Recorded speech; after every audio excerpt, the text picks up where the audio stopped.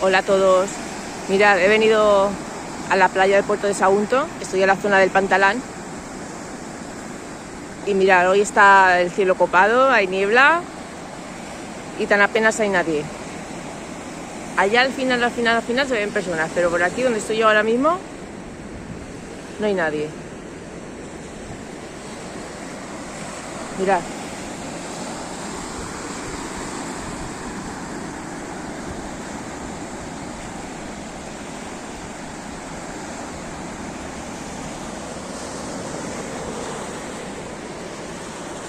La arena.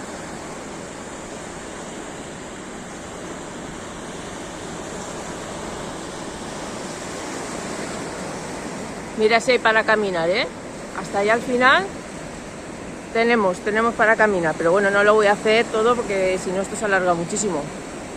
Simplemente mostraros un poquito y que veáis la maravilla que tenemos aquí. Mirad.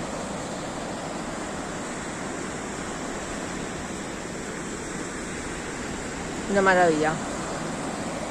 Así da gusto venir a la playa, ¿verdad? Porque en verano aquí no puedes dar ni un paso sin pisar una toalla, el niño con la pelota, el otro con la raqueta, imposible.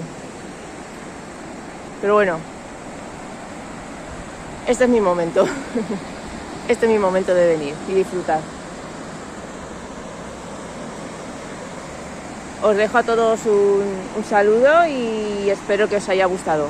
Hasta la próxima.